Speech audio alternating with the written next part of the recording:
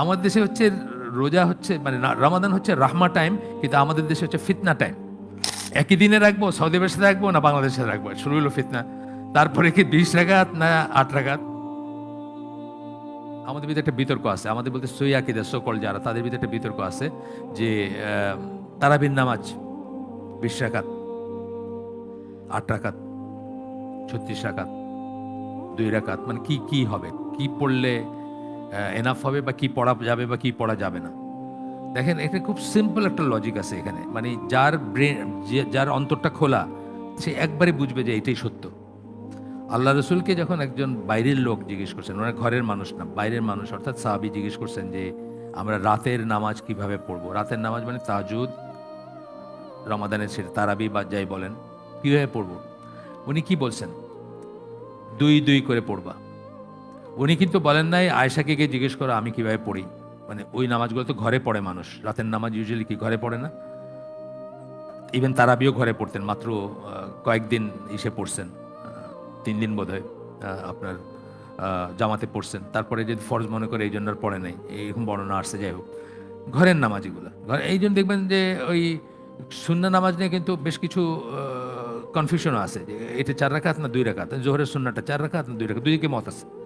তো এটা কেন? কারণ মসজিদে পড়তেন না, ইউজুয়ালি ঘরের ভিতরে পড়তেন, সেই জন্য। তো উনি তো বলেন নাই যে আয়েশাকে গিয়ে জিজ্ঞেস করো যে আমি কিভাবে তাহাজ্জুদ পড়ি, এটা বলছেন? বলেন নাই।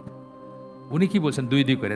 নবীর উপর ওয়াজিব হচ্ছে তাকে যখন কেউ কিছু জিজ্ঞেস করবে দিনের ব্যাপারে, তা ক্লিয়ারলি, কমপ্লিটলি এবং কারেক্টলি বলা। 3টা সি আগে বলছিলাম আপনাদের এখানে, ক্লিয়ার পরিষ্কার হবে, কমপ্লিট পরিপূর্ণ হবে, কারেক্ট হবে, ভুল হবে না কিছু। উনি বলছেন 2 শেষ। এখন আমি 8ই বা কেন বলবো যে 8ই পড়তে হবে, 20ই কেন বলবো 20ই পড়তে হবে, অথবা 36 কেন পড়তে হবে?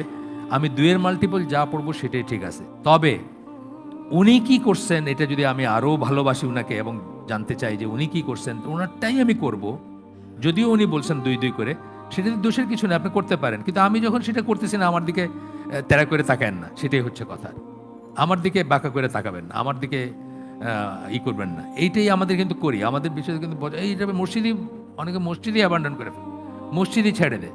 আপনি সৌদি আরবে, এবার আমি পড়লাম, এবার আল্লাহ রাখছিলেন আমাকে ওখানে রোজার মাসে, ইসে না মসজিদুল হারামে না, মসজিদুল হারামে 2 রাত পাইছি আমি, বাট ইসে এই একটা শহরে ছিলাম আমি, সেইখানে বড় একটা ভালো মসজিদে পড়লাম 10 রাকাত, 10+1, একটা না 10, তারপরে 1।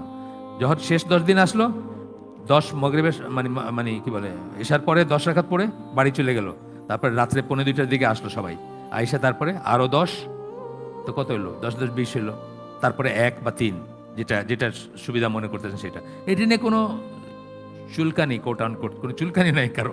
আমাদের দেশে মুখ দেখা দেখি বন্ধ। আমাদের দেশে হচ্ছে রোজা হচ্ছে মানে রমাদান হচ্ছে রাহমা টাইম, কিন্তু আমাদের দেশে হচ্ছে ফিতনা টাইম। একই দিনে রাখবো, সৌদি আরবের সাথে রাখবো না বাংলাদেশের সাথে রাখবো, শুরু হলো ফিতনা। তারপরে কি 20 রাকাত না 8 রাকাত? 8 রাকাত পরে বাইরে হয়ে যাবে, এটা একটা একদম ইসলামকে তো স্পষ্ট তো বলছেন যে যেই সমাজে 20 রাকাত পড়ে সেখানে 8 রাকাত পরে বাইরে যাবেন না, এটা একটা ডিভিশন ক্রিয়েট করবে। যে সমাজ, যে দেশ 20 রাকাত পড়ে ওখানে 20 রাকাত পড়বেন, ইভেন দো আপনি সচরাচর 8 রাকাত পড়েন।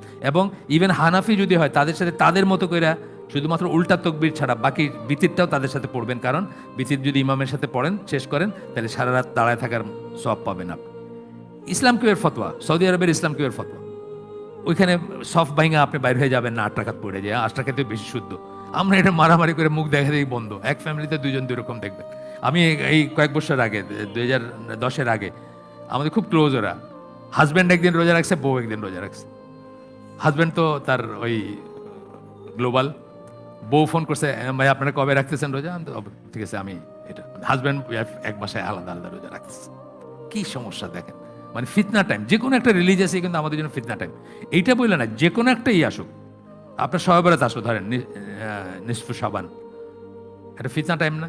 আপনার আপনার নেইবার আপনার রুটি পাঠাইতেছে, হালুয়া পাঠাইতেছে, আপনি চুপ করে বসে আছেন, এগুলো রিসিভ করবেন না কারে দিবেন না খাবেন? মানে আমাদের সব এই কেন্দ্রিক না, যে কোনো ঈদে তো বিশালই মানে এটা করবো না ওটা করবো, এটা যাবো না ওটা যাবো, মানে এই চলতেছে শুধু। যাই হোক, আবার ফিরে আসি।